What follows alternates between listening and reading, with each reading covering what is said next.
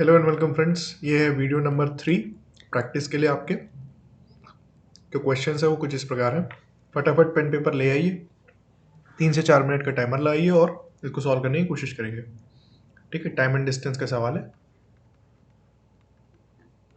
चलिए पॉज कीजिए और सॉल्व कीजिए। आशा करता हूँ आपका आंसर आ गया होगा।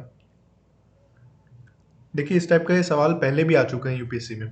ठीक है, ये सवाल सीडीएस से लिया गया है, यूपीएससी कंडक्ट कराती है उसके एलिमेंट्री मैथ्स में आता है। क्वेश्चन कुछ इस प्रकार है। ट्रेन नंबर एक्स क्रॉस करती है एक आदमी को जो कि प्लेटफॉर्म पर खड़ा है 24 सेकंड में। ट्रेन नंबर वाई क्रॉस करती है उसी आदमी को 18 सेकंड में। दोनों ट्रेनें एक दूसरे को ऑपोजिट डायरेक्शन में चलते हुए क्रॉस करती है 20 सेकंड में। तो दोनों ट्रेनों की स्पीड की रेशियो बतानी है, एक्स की स्पीड बाई वाई की स्पीड। ठीक है, तो चलिए पहले एक्स के लिए जो स्पीड है उसको s1 मान लेंगे और एक्स जो ट्रेन है उसकी लंबाई को l1 मान लेंगे। सिमिलरली वाई के लिए s2 और l2 मान लेंगे। Distance upon speed, distance upon time जो होता है वो स्पीड का फॉर्मूला होता है। ठीक है, ओके। अब क्वेश्चन क्या बोल रहा है कि एक आदमी है, वो ट्रेन को देख रहा है और ट्रेन उसकी नज़रों के सामने से, ये स्टार्टिंग पॉइंट है, ये ट्रेन का एंडिंग पॉइंट है। स्टार्टिंग पॉइंट पे खड़ा होकर देख रहा होगा वो, ये ट्रेन मूव करते हुए एंडिंग पॉइंट जब तक यहाँ नहीं आ जाता, एंडिंग पॉइंट यहाँ उसकी आंखों के सामने नहीं आ जाता, तब तक वो देख रहा है। और जब वो एंडिंग पॉइंट उसको क्रॉस करता है, यानी कि ट्रेन की लंबाई उसकी आंखों के सामने से क्रॉस होकर के जाती है, तो उसमें 24 सेकंड लगता है पहली ट्रेन के लिए और दूसरी ट्रेन के लिए 18 सेकंड लगता है। ठीक है, तो हम क्या कर सकते हैं, डिस्टेंस अपॉन स्पीड लिखेंगे L1 अपॉन 24 पहले के लिए और L2 अपॉन 18 सेकंड उसके लिए। तो ये आपकी हो गई स्पीड 1 जो कि x की स्पीड है, और ये हो गई स्पीड 2 की वैल्यू जो कि y की स्पीड है।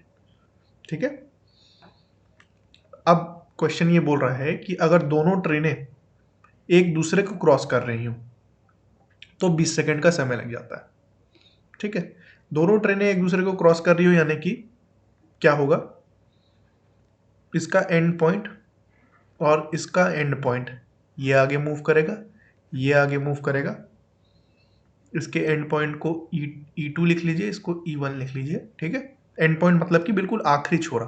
ठीक है, जब इनके आखिरी छोर जो होंगे क्रॉस कर जाएंगे एक दूसरे को, E2 E1 को क्रॉस कर जाएगा। ठीक है, तो उसको बोलते हैं कि दोनों ट्रेन ने एक दूसरे को क्रॉस कर ली। और इसको ऐसे समझ सकते हैं, जैसे ये वाले में ये E1 और E2 एक दूसरे को क्रॉस किए हैं जस्ट। ठीक है, ये थोड़ा गैप हो गया है, इसको मान लीजिए कि दोनों के डब्बे, ये इस तरीके से एक और डब्बा आ जाएगा, इसमें एक डब्बा आ गया, मान लीजिए ये इसका E1 E2 एक दूसरे को क्रॉस किए। तो इसी चीज को जब भी दो ट्रेनें एक दूसरे को क्रॉस करने वाला होता है तो रिलेटिव वेलोसिटी का कॉन्सेप्ट आता है, रिलेटिव वेलोसिटी। और इसमें क्या होता है, हम एक ट्रेन को रोक देंगे, इसको स्टॉप कर देंगे और इसकी स्पीड दूसरी ट्रेन को दे देंगे। ठीक है, अगर दोनों ट्रेन ऑपोजिट, एक दूसरे के ऑपोजिट मूव कर रही हैं तो स्पीड ऐड हो जाएगी। ठीक है, और जब साथ साथ में मूव कर रही हैं तो माइनस हो जाती है। आपने ट्रेन जर्नी की होगी, आपके सामने से एक ट्रेन आ रही होती है और आप उसकी ऑपोजिट डायरेक्शन में उल्टी दिशा में चल रहे होते तो ऐसा लगता है बहुत तेजी से एक दूसरे को क्रॉस कर रहे हैं। तो वही इसलिए स्पीड को प्लस मानते हैं। और जब साथ साथ में बाजू में प्लेटफॉर्म में भी ट्रेन चलती होती है तो उतनी स्पीड से मूव नहीं हो रही होती है, ऐसा महसूस होता है। राइट, तो ये रिलेटिव वेलोसिटी का कॉन्सेप्ट है। तो अभी क्या बोल रहा है ये कि दोनों ट्रेन एक दूसरे को ऑपोजिट डायरेक्शन में क्रॉस करती है 20 सेकंड में। ठीक है, तो कितना डिस्टेंस टोटल ट्रैवल हो रहा होगा, इस पॉइंट पे अगर नजर दें तो ये मूव कर रही होगी, यहां तक आती है और फिर यहां पर आएगी। ठीक है, इसको हमने अभी स्टॉप कर दिया है ना। मान लीजिए कि एक ही ट्रेन होती और वो उसकी दोनों ट्रेनों की स्पीड के साथ में क्रॉस कर रही होती तो एक ही बात है ना। दोनों ट्रेनें एक दूसरे को ऑपोजिट में क्रॉस करें, या फिर एक ट्रेन को आप रोक दीजिए और दूसरी ट्रेन को उसकी स्पीड ऐड कर दीजिए, अपनी खुद की स्पीड प्लस दूसरी ट्रेन की स्पीड, तो एक ही बात होती है। ठीक है, तो हम सिंप्लीफाई करने के लिए ऐसा इमेजिन करते हैं कि एक ट्रेन जो है ये रुक गई है, ठीक है, और ये दूसरी ट्रेन दोनों की कंबाइंड स्पीड से मूव कर रही है। ठीक है, तो ऐसा होगा तो ये जो लास्ट पॉइंट है ये कितना डिस्टेंस कवर करेगा। अच्छा, लास्ट पॉइंट को क्यों ले रहा हूँ मैं? लास्ट पॉइंट को इसलिए ले रहा हूँ कि इजी समझ में आता है कि कोई भी पॉइंट को आप ले सकते हैं, लेकिन कोई भी पॉइंट कितना डिस्टेंस ट्रैवल किया है ना, वो समझने में थोड़ा सा इमेजिनेशन करने में दिक्कत आती है। बट लास्ट पॉइंट को जब आप लेते हो ना, जैसे ट्रेन की लास्ट पॉइंट, तो ये कहाँ से कहाँ तक मूव किया होगा, ये यहाँ से मूव करके ये ट्रेन यहाँ पर आई होगी ऐसे टाइप से। तो ये लास्ट पॉइंट है ई, ये कितना क्रॉस किया होगा, पहले इतनी डिस्टेंस कवर किया होगा जो कि इसकी ट्रेन की लेंथ है, उसके बाद इतनी डिस्टेंस कवर किया होगा जो कि दूसरी ट्रेन की लेंथ है। तो जो वैसे सारे पॉइंट्स ने L1 plus L2 distance cover किया है, बट लास्ट पॉइंट से इमेजिन करने पे इजी पड़ता है। ठीक है, तो जो टोटल डिस्टेंस जो ट्रैवल होता है, टोटल डिस्टेंस जो ट्रैवल हुआ है वो है दोनों ही ट्रेन्स की लेंथ, दोनों ही ट्रेन्स की लेंथ। ठीक है, और जो टाइम लगा है बोल रहा है क्वेश्चन, वो है 20 सेकेंड। तो दोनों को डिवाइड कर देंगे तो एक रिलेटिव स्पीड का हमको रिलेशन मिल रहा है। ठीक है, ये कुछ इस तरीके से है। अब देखिए, जो ये हमको रिलेटिव स्पीड की वैल्यू मिल रही है L1 प्लस L2 बाई 20, उसको हम S1 प्लस S2 की वैल्यू के बराबर लिख सकते हैं, क्योंकि हमने क्या इमेजिन किया है कि एक ट्रेन रुक गई है और दूसरी ट्रेन दोनों की स्पीड से चल रही है। ठीक है, तो जो डिस्टेंस अपॉन टाइम की वैल्यू है उसको हम S1 प्लस S2 लिख सकते हैं। ठीक है, ओके। चलिए, तो S1 प्लस S2 की वैल्यू हम पहले इक्वेशन से जो फर्स्ट इक्वेशन थी, इसमें से L1 की वैल्यू निकाल सकते हैं 24S1, और L2 की वैल्यू ले सकते हैं 18S2। ठीक है,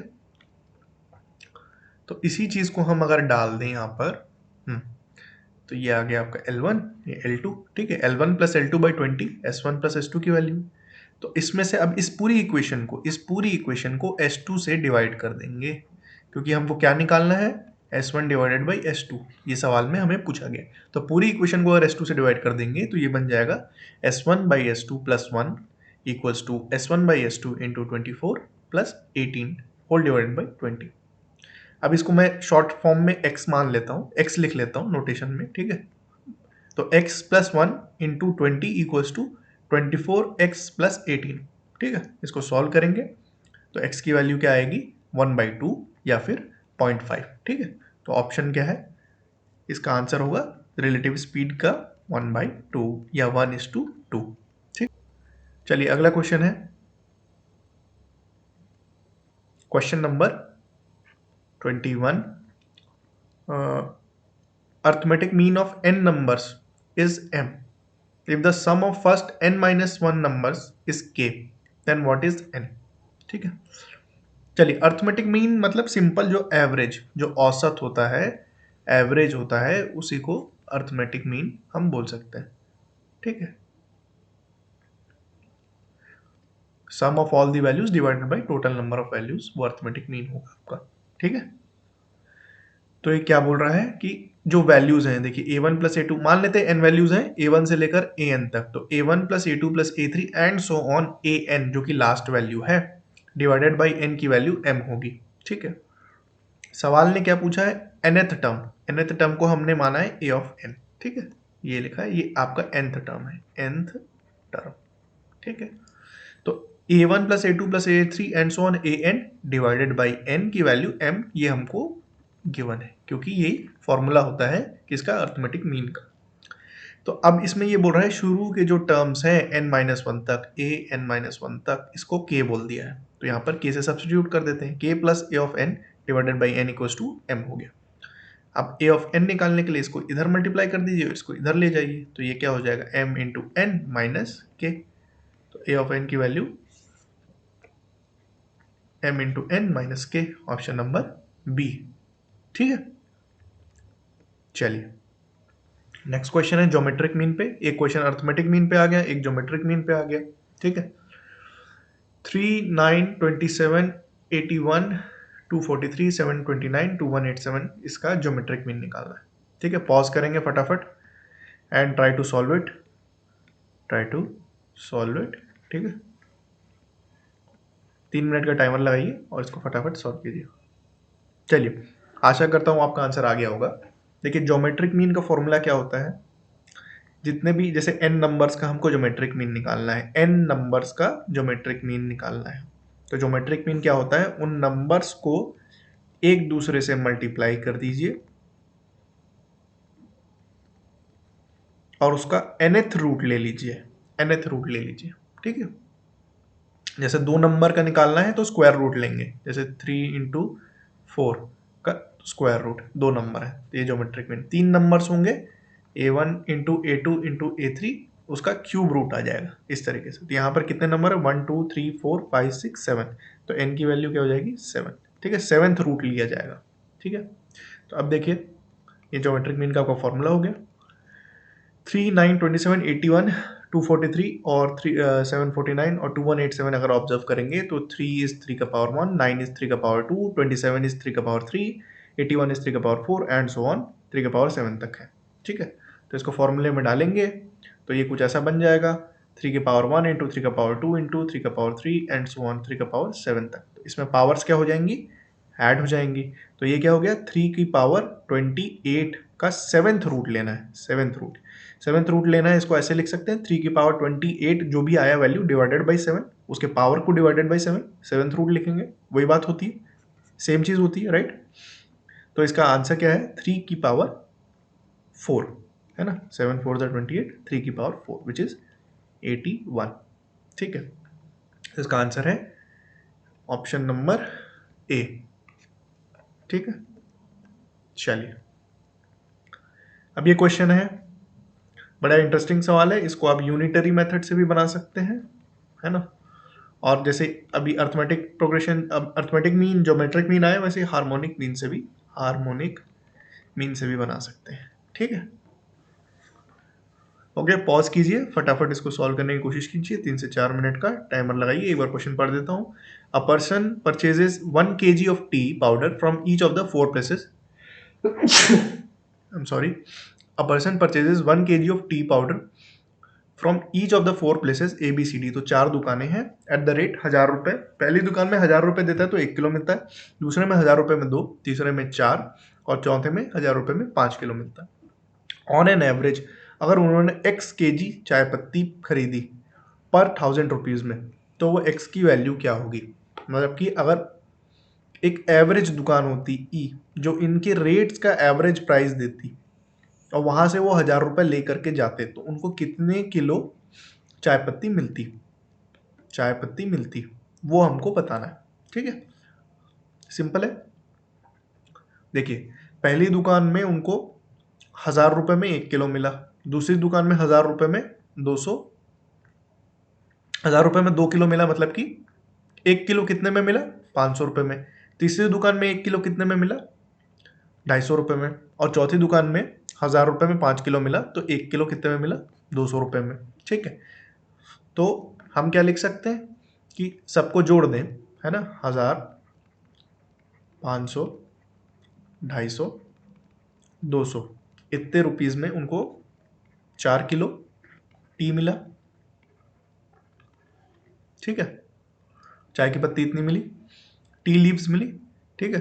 तो इसको ऐड करेंगे तो आता है ये 1950, ठीक है। 1950 रुपए देने पर उनको 4 किलो मिला, तो 1000 रुपए देने पर कितना मिला होगा, 4 डिवाइडेड बाई 1950 इंटू 1000। इसको सॉल्व करेंगे तो वैल्यू आएगी आपकी 2.05, ठीक है, 2.05। ओके, इसको हार्मोनिक मीन से भी बना सकते थे आप। हार्मोनिक मीन से बनाते तो मैं एकदम शॉर्ट में बता दे रहा हूँ, अगर यूनिटरी समझ में आ गया तो कोई दिक्कत नहीं। बस हार्मोनिक मीन में क्या था, 4 डिवाइडेड बाई 1/1 प्लस 1/2, अरे क्या हो गया, पॉइंटर डिसिलेक्ट हो गया, 1/2 प्लस 1/4 प्लस 1/5, आई थिंक ऐसे करने से भी, हार्मोनिक मीन निकालने से भी आपका वैल्यू आ जाता है। वैसे यूनिटरी समझ में आ गया तो कोई टेंशन वाली बात नहीं है। Okay, this is also one trick to do, fine. Okay, तो आज के लिए इतना ही। जिन्होंने भी लाइक कमेंट शेयर सब्सक्राइब किया उनको बहुत बहुत धन्यवाद, और जिन्होंने नहीं किया, जब आपको टाइम मिले आप कर सकते हैं, कोई दिक्कत नहीं है। और अपनी प्रैक्टिस को करते रहिए, जितना ज़्यादा प्रैक्टिस करेंगे सी सैट का उतना अच्छा रहेगा। जितना ज़्यादा गवर्नमेंट एग्जाम से करेंगे उतना और बेटर होगा। गवर्नमेंट एग्जाम्स के प्रीवियस ईयर क्वेश्चन पेपर को देखिए, और यूपीएससी के दोनों साल के पीवाईक्यू आपको मैंडेटरी है, या 2 से ज़्यादा कर सकते हैं तो और बेहतर है, बट 2 साल के तो आपके लास्ट के बना के जाने हैं। दोनों ही सॉल्व हैं, हर एक क्वेश्चन को डिटेल में मैंने सॉल्व करके प्लेलिस्ट बना के डाली है आपके लिए। यूज़ कीजिए, जितने ज़्यादा रिसोर्सेज हैं इस चैनल में आपके लिए ही हैं, तो आप बिल्कुल फ्री होके यूज़ कीजिए। कुछ डाउट हो तो वो पूछिए, कुछ अप्रिशिएशन लगे तो वो बताइए, कुछ और आपका कोई डिमांड हो तो वो भी बताइए, कोई दिक्कत नहीं है, हम सब सुनेंगे। तब तक के लिए जय हिंद, जय भारत। चलिए।